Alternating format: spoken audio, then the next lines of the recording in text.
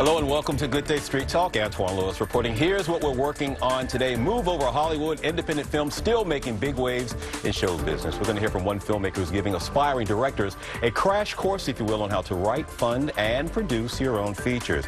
And then a little bit later, the Chelsea Film Festival continues to showcase emerging filmmakers, producers, and actors. But first, let's talk about one director, Eric Rivas, who continues to showcase his unique voice in independent film. And he has assembled quite a cast for his latest project. It's called Vamp. Bikers, Tres. The director, Eric, is here, along with Village Voice columnist Michael Musto, a friend to Fox 5, who also appears in the film, as well as actor Apache Ramos, who you may recognize at some point. We're going to get into Apache's backstory as well. But first, good morning to all of you. Good morning. Nice to finally meet you. Nice to finally meet you. Full disclosure, he follows us, the Fox 5 team members, on Twitter, and that's how we began this conversation. He will be talking about his film, so when Joe Silvestri, our producer, and I started talking about an independent film showcase, we reached out to all of these voices here. One of the nicest big guys out there that actually answered me. That actually answered me. Michael Musto. They always answer you. They say, get away, get away.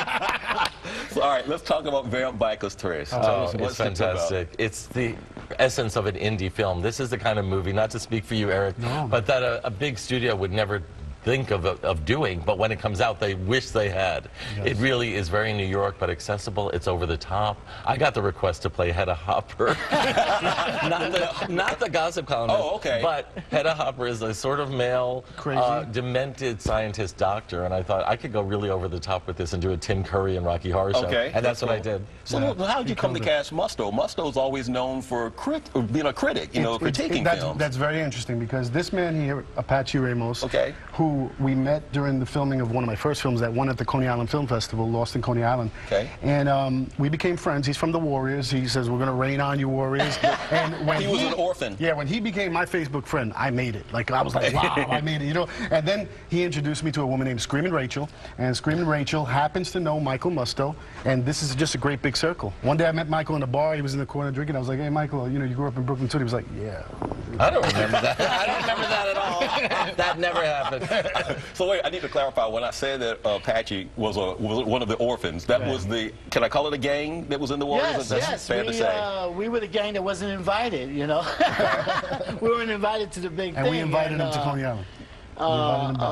My big line was, we're going to rain on you, Warriors, and Michael Beck, a.k.a. Swan, threw a Molotov cocktail at me, which I thought was very rude, and blew us up, because, the Warriors had to get from the Bronx to Coney Island and had to go through a whole bunch of gangs to get free, because they were blamed for killing Cyrus, the story.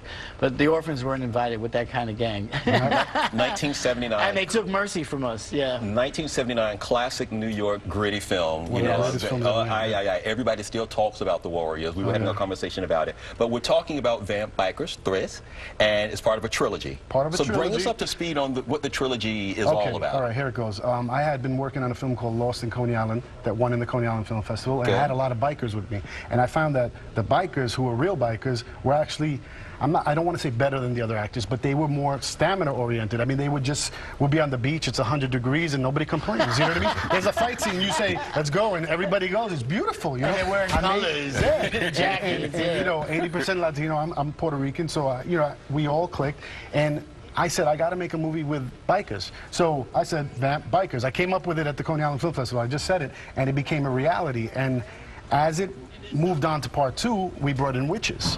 Then we had witches versus vampires versus bikers. The bikers get bit by vampires, they become vamp bikers fight bikers, it's all mess. And by the time we get to part 3, we meet Michael Musto and his whole crew. It gets really scary. It's really crazy. It turns into a... But you know what, when I first read the script that you sent me, I didn't quite get it, because it was so out there, and that's what I liked about it. It really was the vision of an independent filmmaker. You saw a script? Some dialogue. When you get lucky, when you get lucky, you see a script. But but he has boundless energy, as you can tell, and enthusiasm for himself and for us. And he was a great director, because he let us go there. He just said, "Here's some lines." He was shocked that I remembered my lines. He told me that. Anyway, but I was blessed to have a lot of Dorsey Wright from the Warriors. Cleon, also Ron Jeremy. Ron Jeremy. Brian Tyler from the Warriors. Brian Tyler from the Warriors. Chi-Chi from Scarface. So look, is it easy to track names to projects like this, or does everybody have an appreciation for the independent filmmaker, knowing that it has to begin somewhere? Well, with me, I mean, I'll just tell you about me. They contacted me through Facebook, and I was new to Facebook, and I saw his what was trailer. it? It was a trailer. The trailer, Coney Island. and they invited me down to Coney Island. And what I loved is that it's not Hollywood; it's Hollywood. You know, it's like we could do a film. You know, we could do this film. So that's what we did. So they adopted this orphan, and I believed in his vision, and I kept going with it. And you know, Hollywood wasn't knocking down the doors looking for Apache Ramos. You know, so here's my shot. You know, I'm a retired social worker for the city of New York, HRA. Shout out HRA. And I had the opportunity to work with these gangs, these motorcycle gang guys, and got to, you know, do some acting, and I just fell in love with the whole trip, and we went from really 1 to 3. Of, like, remember the old days they had midnight movies? Yes. To me, this is a sort of a you should watch it at midnight. I still go landmark, you know, still at midnight. I haven't seen The Room yet. I heard The Room is an interesting one. The Room is the best bad movie ever made. Is it? And in fact, James Franco has done a movie about the making of The Room. I was telling my best friend Tommy that I was like, dude, we just got to go and see this Room. You know, I've watched it 100 times. We got a clip. But Vamp Bikers is just good. It's not good bad. Okay. We got a clip. We're going to let everybody see. Here's a clip from his latest film, Eric's latest film, you know, Vamp Bikers 3. Randy, if you would. We'll be back, I promise. I don't want to fill out forms. I don't want to hear why this happened.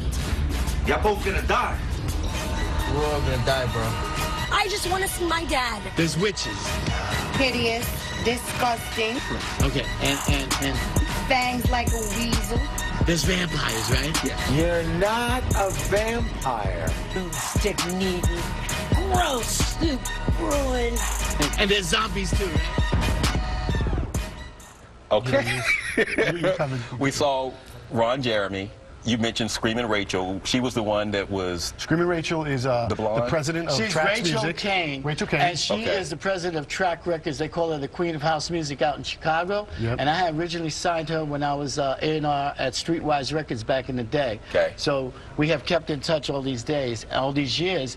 And when he started his project, nobody gets stuff done like Rachel Kane. You know, I got to give her a shout out because I love that girl from And she's Chicago. worked on the soundtrack, which is also being released. By the way, Sony will distribute the film. I was about to say, you just got a very, very big honor, you know, that I would imagine every independent filmmaker, you know, would like to. So just tell us what happened. Okay. You know? What happened is Screaming Rachel invited people from Sony to see the screening, and we were all like, wow, you know, like we didn't think nothing would happen. We thought maybe something they'll like the movie and it'll be a big thing for us. But little by little, we started to engage them, and they liked it.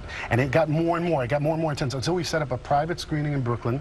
And at that private screening was like the last time we showed it to her. I mean, she really was moved. And somehow she saw Michael in the movie theater, right? Shout out to Gene at Sony Orchard for backing us up. And I believe that it was all kismet. Michael saw her in a movie theater. He says, I saw her. She says, I saw him. And that was the day that they said, we're going to go through with it. She believed in us. She wants to put my films out to the world. And well, one of the amazing things about the film is it looks like $1 million. It's low budget, let's face it. Right. It's self-made. But it looks priceless. And nowadays, people are making movies on cell phones. Exactly. Remember the movie Tangerine was made on a cell phone? Oh, that's one of our segments coming up, as a matter of fact. You know, but no. So just let everybody know, you got a distribution deal. we got a distribution It's called deal The Orchard, which Sony is Orchard. And we should be on Netflix and Amazon. I mean, they put out major stuff. They put out Louis C.K. They put out the Duplass brothers. Yes. But you know, the main thing to really understand about this is that it's made with no money. It's made with passion. It's made with a certain amount of love. People show up. I hope you make money, hungry. though. I hope so. Yeah, I hope so. But everybody comes out hungry, and I mean literally hungry, because sometimes we don't have food.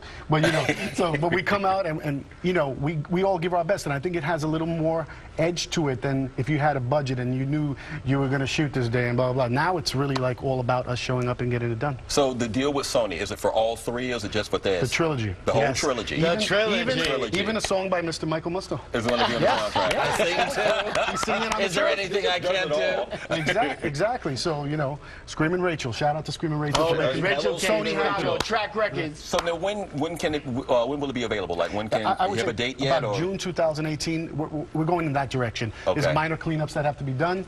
We'll get it on Netflix. All right, you're gonna have All to of come New back and York see will- us we when will the, invade New when York. the Oscars, pick you up, Thank Nico you, Anton. Cassavetes. Thank you, And guys. Thank you, best Papa. to all of you. You got it. Orphan. I know we'll see you again at something. We got the fall movie previews coming up and stuff. So, and stay in touch. Thank you, Antoine. I know you will Thank tweet you, me. Mr. Appreciate it. I appreciate it. You will hear from me. Definitely will. All right, coming up next, a crash course to those who want to make their own films. We're going to explain this when we return.